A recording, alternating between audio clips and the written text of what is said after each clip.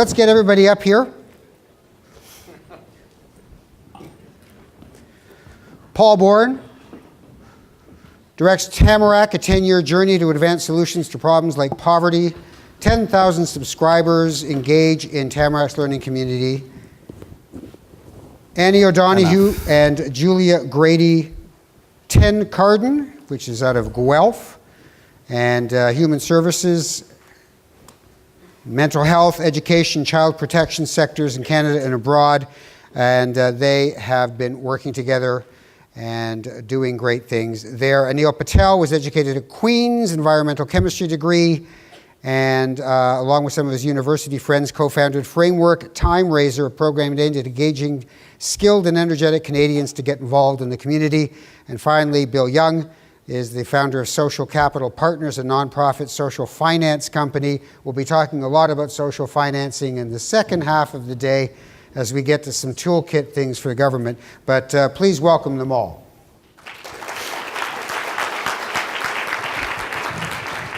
All right, who wants to start? Who's got the energy to start this little sucker? Left to right. It's very Canadian what's going on up here. Annie, you want to start? Sure. Is that because you had the most panicked look on your face? I figured maybe we should start with you. One thing about being feeling very daunted as a baby social enterprise that Julia and I feel we are in this room of experts, what's encouraging and helpful is to see all the faces of the people that have supported us in the last few years in developing Tencarden, from Alison's team here, SiG MaRS, folks Tim and Cheryl, with Waterloo SIG, certainly Eli and Tanya with CSI, and Tracy Robertson with Trillium. I mean, and there's more and more. So it's very helpful when you're starting to launch something that's with an unknown end, to have those people that are going to both hold your hand and give you a nudge as needed. Who's next? You're ready to go next. Well, I was ready to go next, but I was thinking I was going to tell our story, which is probably too long. So now I'm thinking of how I readjust. Tell your story, but be shorter. Okay.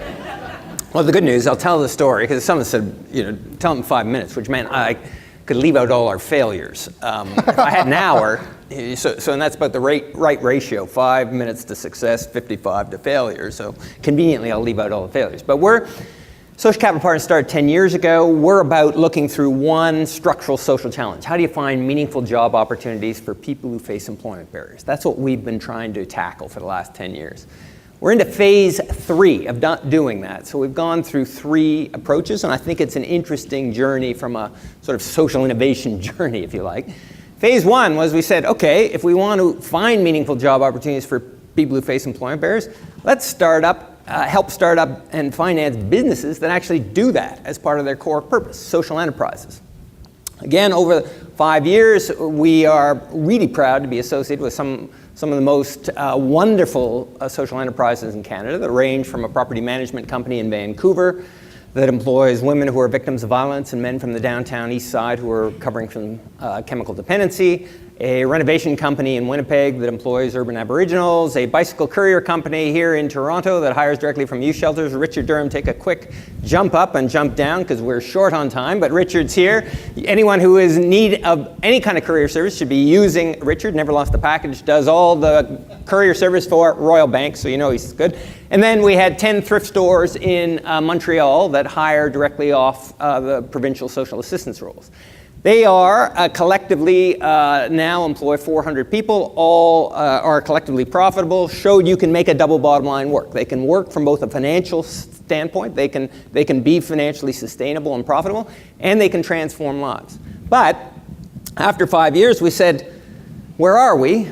On the one hand, we've associated with these great social enterprises. On the other hand, we've provided 350 to 400 jobs, and what's that in the global scheme of things? It's not much. And what we are is an interesting magazine article. So how do we change the landscape, we said to ourselves, which is the first sort of tipping point, if you like, on a social innovation journey. We said if we're going to do that, we've got to do 2 things. One, we got to engage the private sector in what we're doing. Up until then, we've been mining, if you like, for deal flow in the nonprofit sector. We said the mainstream engine of commerce is the private sector. We've got to figure out a way to engage them. We said the second thing we got to do is we got to make this more cookie cutter, because startups are hard, and startups are even harder with this model. We can only do one deal a year. So how do we make this more cookie cutter? Private sector cookie cutter, we said, what about franchising? Why don't we go to a number of established franchisors that have successful business models with this value proposition, which was, we'll provide startup capital for a business owner who wants to buy one of your locations. We'll make it subordinate to any of their bank debt. We'll do it at attractive rates, but our conditions look a bit different than a bank's. To get our money, you got to agree to hire X number of employees through community service agencies that help people who face employment barriers. We said our promise back to them is we'll get you a job-ready pool of candidates. And if we don't deliver on that promise, you don't have to deliver on your promise to us to do that. Long story short, we're up to Active Green and Ross was the one we got, which is a car service company. As I joke, you don't need that many skills to change oil, although it immediately eliminates me, but you can work your way to being a licensed mechanic. So it's got this nice career path.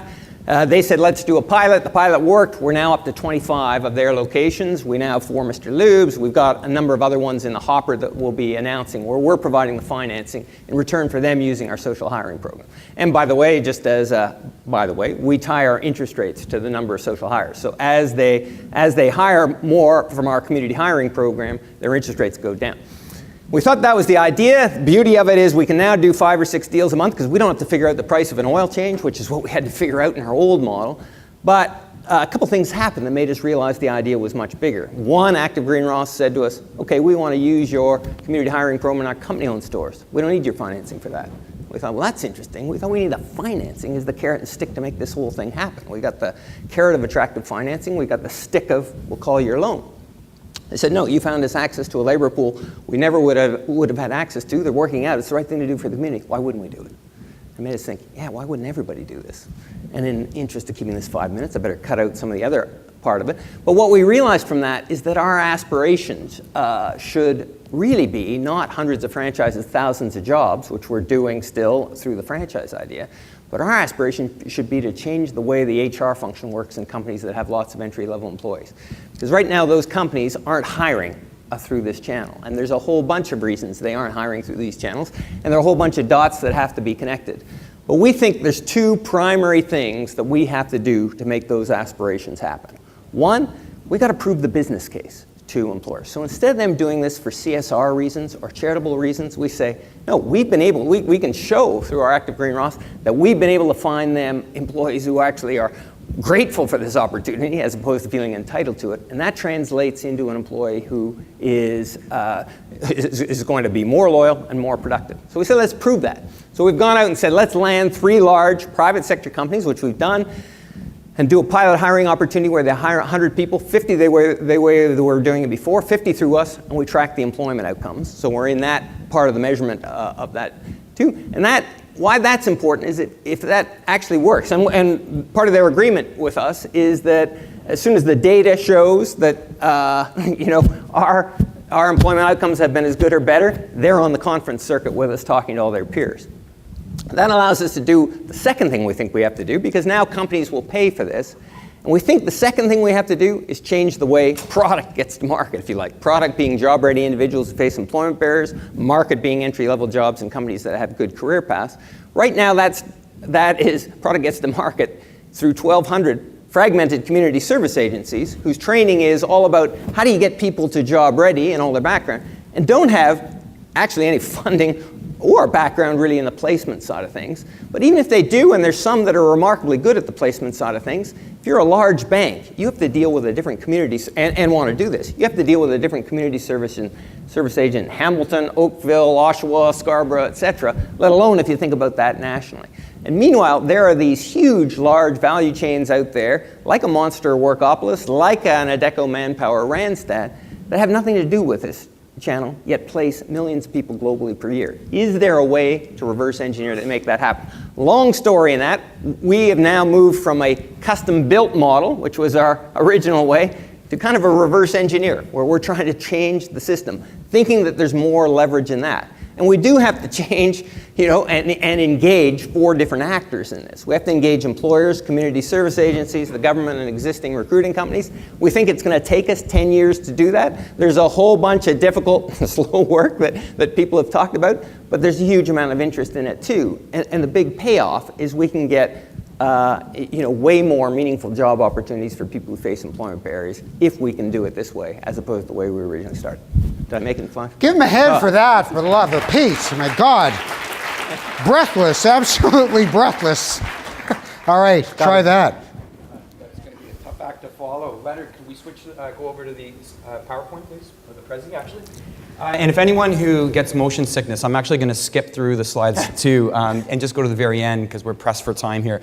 Because if you haven't seen a Prezi before, it has all of this motion stuff. So I'm just going to quickly skip through as I talk here. And so our organization's been around for about 10 years, and our goal is we're trying to help people connect to causes they care about. And the way that we do that is through our Time Raiser program. Sorry, again, if you're getting motion sickness, please close your eyes. It's going to go away in a second. I actually do. The last illustration is going to help pull this whole presentation together, I promise. One more to go here. Maybe two more. There we go. All right. Oh, thanks, Bill. So our goal is to try to connect people to causes they care about. Our main program, the Time Raiser, is like speed dating for volunteerism. It gives young professionals the opportunity to come and speed date with dozens of nonprofits all across the country. So if you're interested in the arts or the environment, healthcare, social services, it's really about providing choice and opportunity to connect to causes you care about. One of the innovative twists that we put onto our Time Raiser event is to allow people to bid volunteer time on works of art. And those works of art you would place, again, hours, not money on. So if Bill and I were bidding on the same work of art, I bid 20 hours, he bids 30, it goes back and forth. He has the winning bid of 80 hours, and he can place that with one of the charities that are in the room. The other big twist is we don't ask the artists to donate, that we actually go out, raise money from corporate partners to invest in the careers of emerging artists. For anyone who knows artists in the country, they're continually asked to donate to charitable causes. So we wanted to find a way to make sure that we were investing in their careers and not asking them to sacrifice. We're in 8 cities now. We've generated 86,000 volunteer hours. We've invested just under $500,000 in the careers of artists. We've worked with 350 nonprofits, and we've engaged around 7,000 Canadians to pledge and participate. All of that to say, we have a very small team. My 4 colleagues are in the back of the room here somewhere, and we have 250 volunteers. For any given Time Raiser, as you can imagine, there's a lot of moving parts. We have somewhere in the neighborhood of 125 unique funders. We have dozens of stakeholders. We have all of these very discrete work plans, and in all of the work plans, there's aspects of collecting the art, wrapping the art, making sure that it is taken care of and it's not going to get damaged. We have all of the communication to agencies, etc. So there was all of this stuff we had to think about. How do we make this scalable, and how do we make it efficient, and how do we really, again, make sure that we go from this little idea a few years ago with some friends and I when we sat in a coffee shop into something that could be scalable. What we had to really rely on, and this is sort of in the middle column of this slide that you can barely see, is we had to rely on very low cost and highly scalable technology. And the other thing that we really wanted to do along the way was build some legitimacy and credibility in the sector. So what we decided very early on, that one of our most important core values is to share by default, to take everything that we were learning, the good, the bad, the new ideas, and make it visible online and in real time. The 3 screenshots that I quickly went through would include, and you could go to our site, frameworkorg.org, under a section called Sharesies, and you can see our Time Raiser budget, which is available in real time. You can see our business plan. It's the same thing that my board looks at. It's the same thing that our funders look at. And it's the same thing that we wanted to share with the rest of the world about what our goals are, game plans, how do we evaluate a new idea against all of the other things that that are competing priorities. And then as well, funder reports. The 3rd screenshot you would have seen is actually, we just wound up a grant from the Ontario Trillium Foundation. And not only is the grant agreement form with all of the things that we committed to available for people to download and share, so is the actual final report that we submitted to Trillium. So again, in investing in all of these low cost and highly scalable tools, the other thing that we did was about 5 years ago, create a publicly viewable wiki to basically broadcast all of the different types of software applications that we were using. We began to understand that this convergence of cloud computing, so any business application you can access over the internet, and this convergence of social media and mobile devices was really going to radically change the way that we would then bring the Time Raisers to other cities. So in the bottom right-hand side of this slide is a screenshot of the wiki where all of the tools and resources, whether it's our relationship management tool, our file sharing tool, all of the documentation notes that were available, so any other nonprofit can go and learn from. And so the thing that we realized over time as we started to work with the 350 charities that I was speaking about, everyone is going through the same struggles about how do you place appropriate bets on how to use low-cost and highly scalable tools to achieve mission. So our newest program to better enable our Time Raiser initiative to really hit scale, Platformation, is really prototyping new forms of collaboration and information sharing.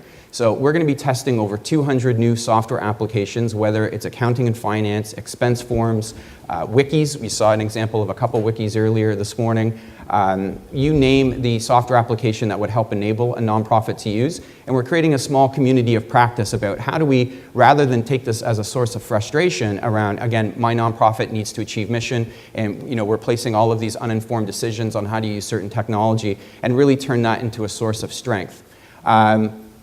So in a nutshell, what we've been able to do is really work with a lot of these software companies as well and prototype how their information can make mission-critical information of nonprofits available online in real time. And we believe this is going to unearth the same type of innovation that Wikipedia, the example of Wikipedia, offered, where all of, most of the world's knowledge is all available where people can contribute. And imagine how powerful that idea could be for nonprofits who have similar missions, who, again, rather than having stacks and stacks of PDFs on someone's computer, where all of that really important information is available for other people to go make use of and learn from. So in under 5 minutes, that is some of the work that we're doing. There you go.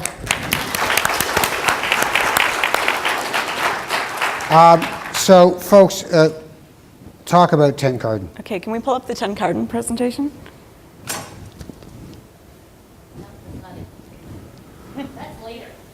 Oh, All right, then we're That's a lot later. let's talk about 10 Carden. Annie and I met about 5 years ago on a civic campaign in Guelph, Ontario. I feel really fortunate to live in a community that is full of passionate individuals. One thing for me that I think I've carried through 10 Carden is the need to pull those individuals together on an ongoing basis and give them a space to learn how to collaborate. And I think in our relationship and what we saw during that initial campaign, we saw a real need for that in Guelph, and we saw that as our opportunity. And I think in Guelph, with the Guelph Civic League that Julia and I joined together, was really an opportunity where citizens came together and they had shared values and wanted change. But when listening as that citizens group went through its formative years, what we were hearing was that it was great. We were having annual conferences. In fact, we had Minister Murray speak very inspirationally and inspire a lot of people. But they wanted to meet more regularly. They wanted a space to come together, and here are some pictures of the space. So we'll flip through some of that. And we came to this room in 2008 to a Shared Spaces conference as we were hearing all of that from the citizens in Guelph. And as it happens, within weeks of that conference, we came across a space in downtown Guelph that was directly opposite our city hall, and that was about 900 square feet. And so really 10 Carden was born from a failure. The Civic League was going to move into that space with another organization on a funded project, and that project fell through. So we found ourselves weeks before opening this partnership looking at a space that we couldn't really afford by ourselves, but we had just been at this great conference about how to share spaces with many groups. And so we signed a lease and opened the doors. Yeah, and that was less than 2 years ago. Some really fast facts about 10 Carden. We incorporated in 2010. We're co-working and event space. Right now we occupy 3,500 square feet in downtown Guelph in a great stone historic building. We have 50 member organizations amongst not-for-profits and for-profits, university and also public school and high school members. And we also have 8 permanent co-working tenants. All of this is really entrepreneurially run. It's like insane when we talk about crazy. This is a crazy enterprise. But what we're really entrepreneurial about is collaboration. So we have 2 part-time staff, as well as, and Annie and I do this in the other hours of the week. And we're really entrepreneurial about putting together relationships. And a lot of the work that I think is going to be done to change some of these world problems it comes out of relationships. So I will show really quickly a few things that happen. Co-working, learning, meeting. Tencarden has become this safe space basically for community organizations to come together, work with each other, do drumming, be mentored, just be inspired about our city. We have so many passionate individuals that we're actually just trying to harness them and coordinate relationships. It recreates itself because we opened in the first year without any staff or any funding or any real definitive plan. The groups that came together had a responsibility to host the space, and that continues where people have an entitlement to the space. You have the code, you come in and you turn it into an art gallery, or you host a workshop, or you have a potluck lunch. But what we really wanted and what helped us advance from 800 square feet to then take on the next 2 floors last May was a very strong partnership with our local university. We found that in talking to a lot of the grassroots organizations and startup not-for-profits, that we weren't really utilizing this wonderful asset of all these researchers that were looking at some of this innovation and looking at new ways, and you just didn't have the time or the energy in devoting all your resources to existing to actually think about bringing in some research and shifting how research is done so that the researchers aren't doing their studies and going back to the university, they're actually working together with the activists. So our partnership was with the University of Guelph to bring grad students into Tencarden and have them co-working with the startups and the not-for-profits, shifting each other's behavior. The researchers listening and learning from the practitioners, and the practitioners stopping and evaluating and instead of just continuing to rush forward.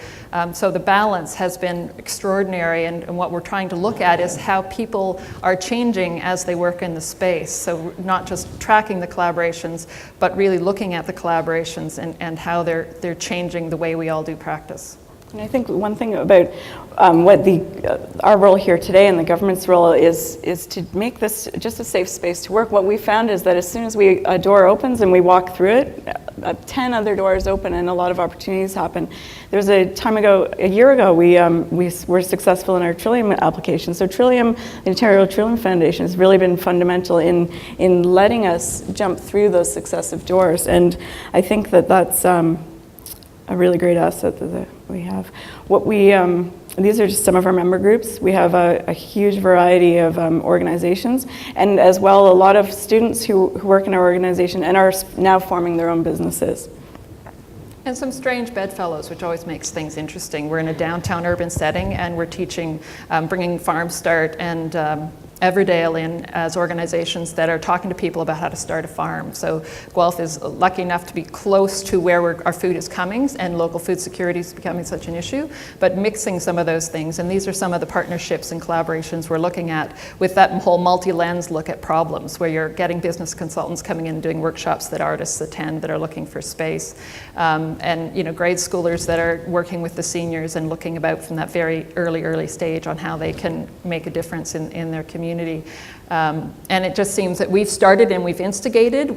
Our staff's role is to not only animate the space, some of the learning we certainly have taken from CSI, but to really act as instigators and mavens, really introducing this person to that person and talking about the possibilities of interesting or different kind of collaborations. Mm-hmm. And I think what we've gone from that is starting the collaborations in our space to Tencarden being able to leap into community-wide, broad, cross-sectoral collaborations, because in having 50 very small startups and organizations in one space, they become visible, and we start partnerships with the City of Guelph and the larger sort of not-for-profits and for-profit businesses. Thank you very much.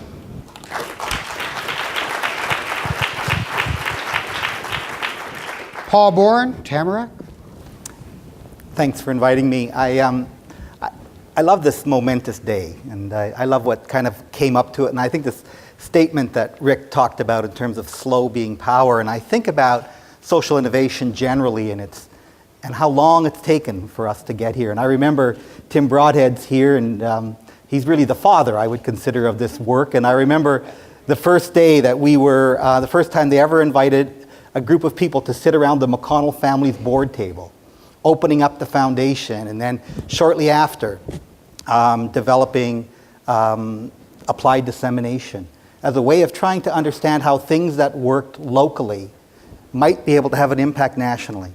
And I thought that was such an incredible moment for us. And I mean, Tim, you'll soon to be the grandfather of social innovation. He's going to be retiring in June.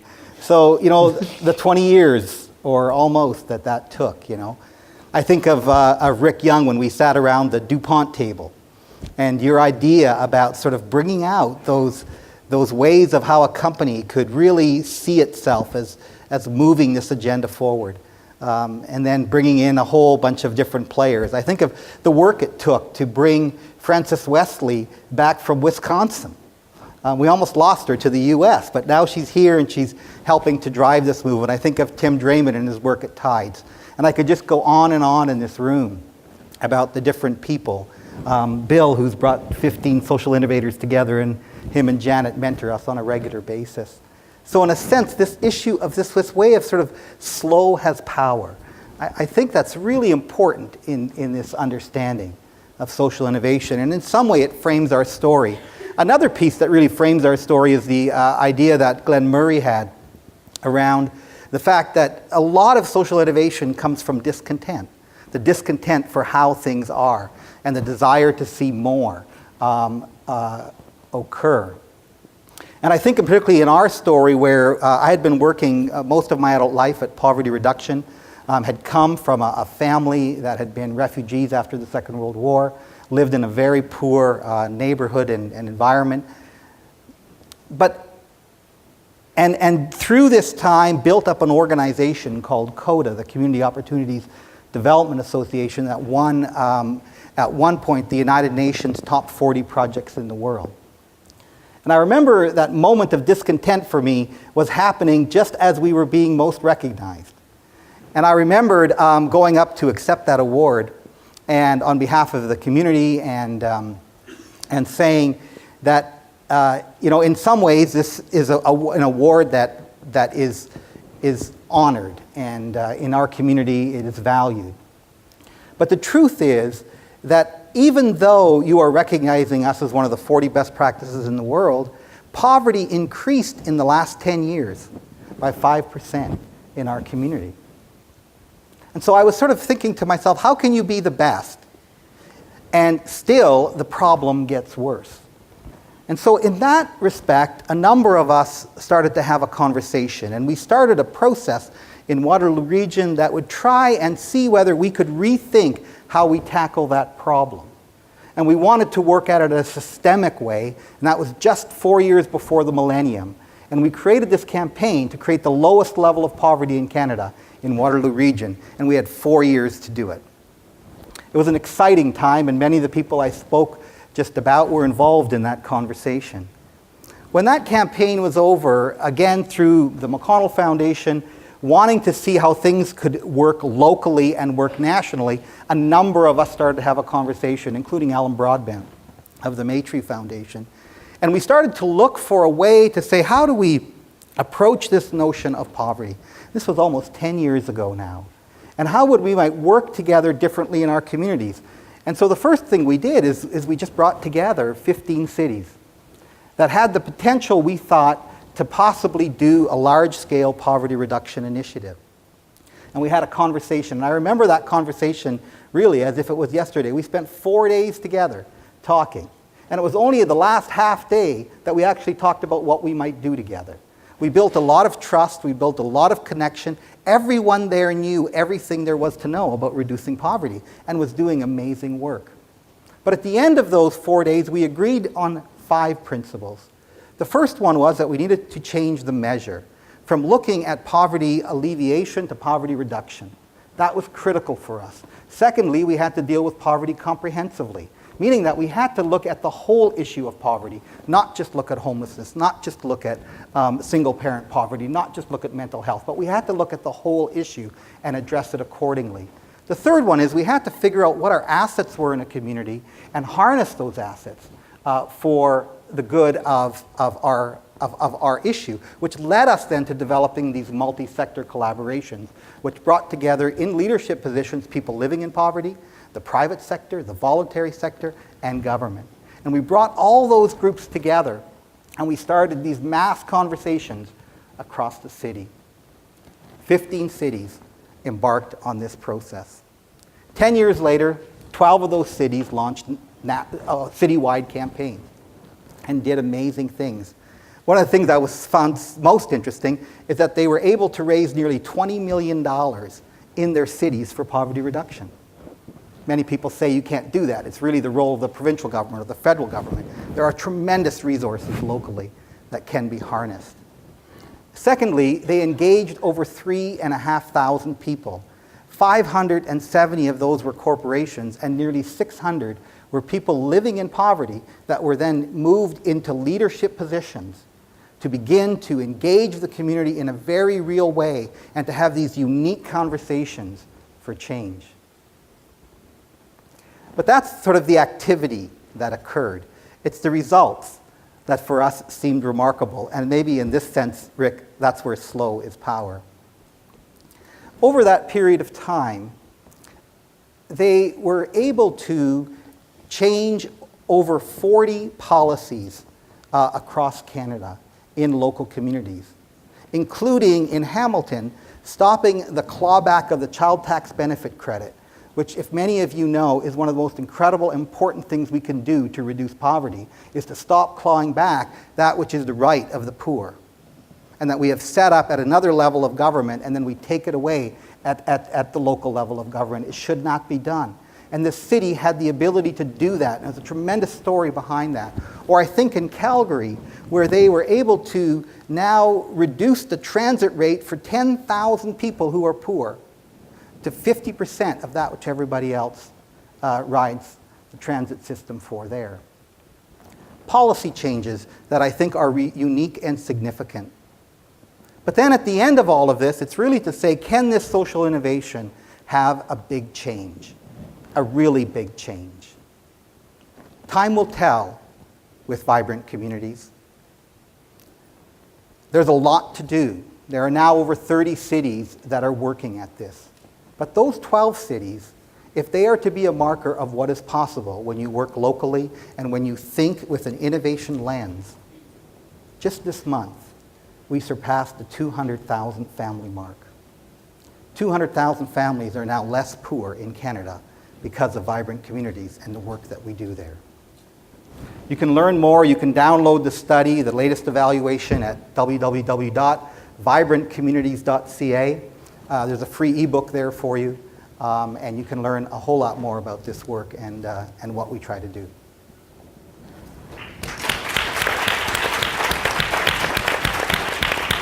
I'm going to add a layer here at the ministry I work at, Research and Innovation. One of the things that's in play is the regional innovation centers, and up until now they've been about clean tech and digital economy and life sciences and medical devices. But as of now, we are putting more money into those to help with social innovation so that people all across the province will be able to be connected to not just SiG MaRS or SiG Waterloo, but to each other, to be able to take the expertise to commercialize a good idea and use it. So there are some RIC members here, Regional Innovation Center people here, who are immersing themselves in social innovation.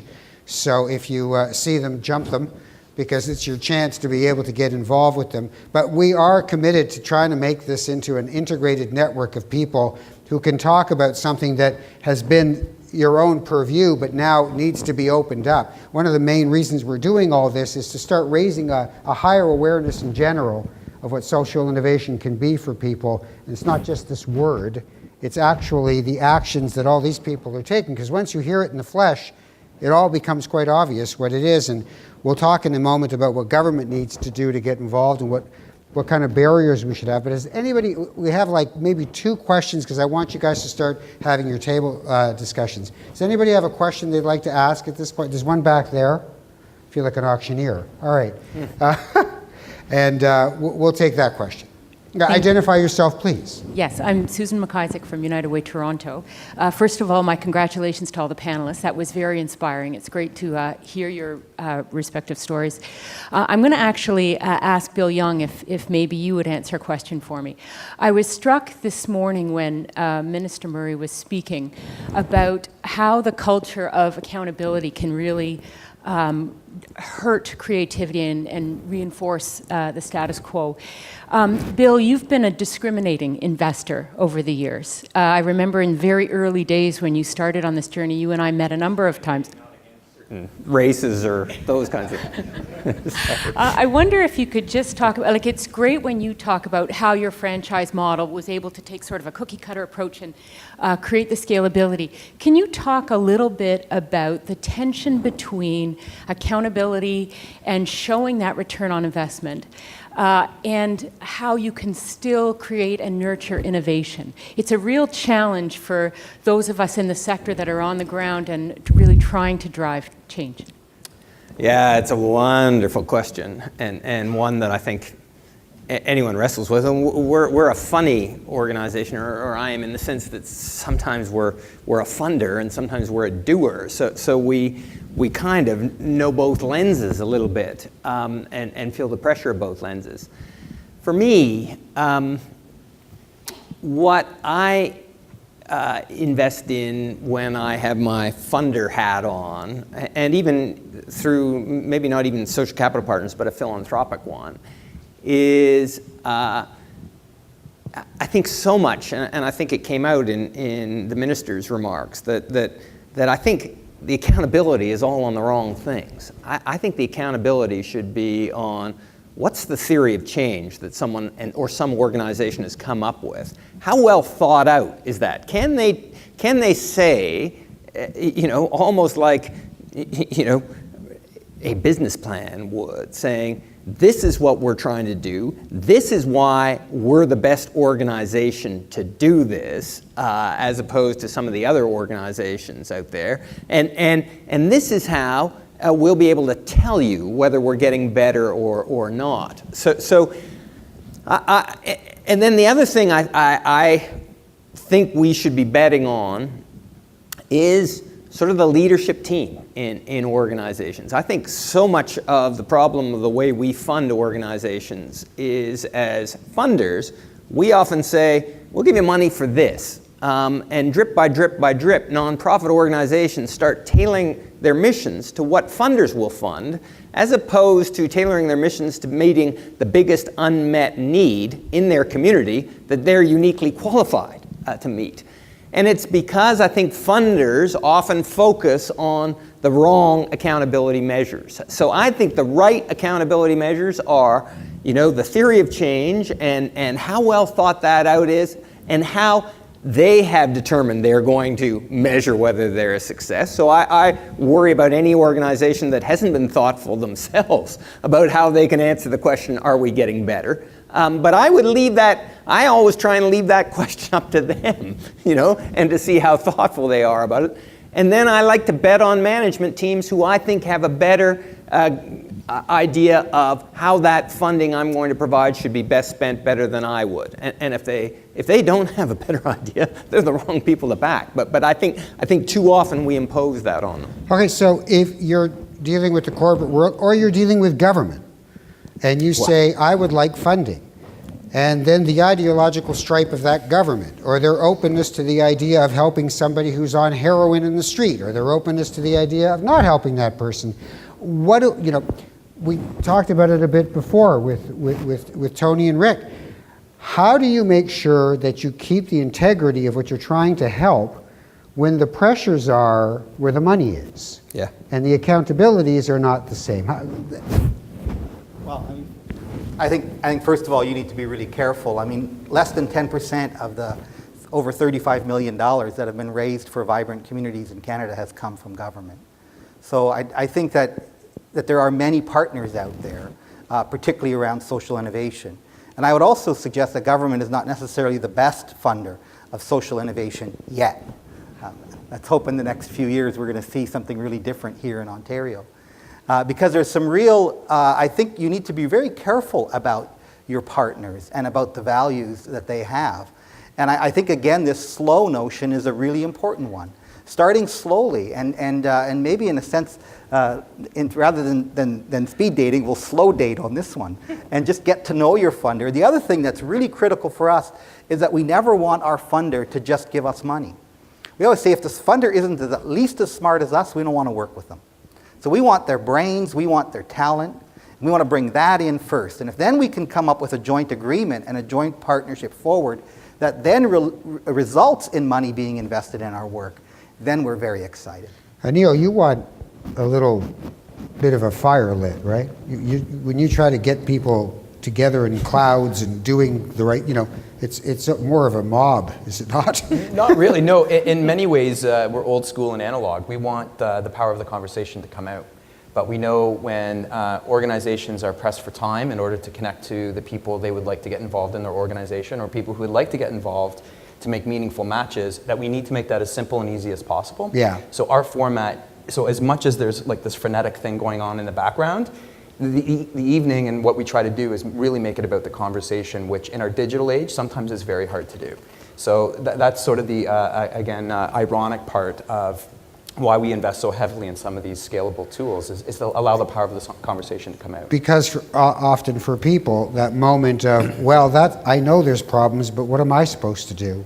You're trying to make sure that you can get past that. Our continued research tells us what prevents people to get involved is they don't feel like they have the time to know where to turn to find relevant and meaningful opportunities. So if we can find ways to make that a better match and allow those conversations to unfold, that's when the magic happens. And you're also the build it and they will come, right? Create the space and then make the connections for people to help each other. Sure, and have a revenue stream and have something so that you're not completely dependent and waiting for the next. So where's your money funding come grant. From people using the space, from people co-working and paying as tenants, everything from the weekend-long event to 2 weeks. Day by day kind of people using it as a workspace. And we do have some private donors and people that have sponsored the space and continue to, that see what it's doing. And certainly the university as a primary tenant. And it's really impacted when you talk about the quick versus the slow. A lot of, we want to encourage risk-taking and entrepreneurial aspects, but we also are looking at shifting research so that it's, like Michael Patton's developmental research. It's research that's informing and we're reflecting, but it's not slowing you down too much. It's more integral in what you're doing day to day, week to week. All right, what I'm going to do now is I'm going to ask you to engage. There's 2 simple questions we want you to discuss at your tables. And remember, the entire purpose of that conversation is to make sure that you hear each other, but also to make sure that we start to input some real information into our wiki policy platform. So this is your chance to discuss some things that may seem obvious, but we need everybody's different point of view on them. First of all, I want to thank this panel because it's inspiring to hear everything you're doing.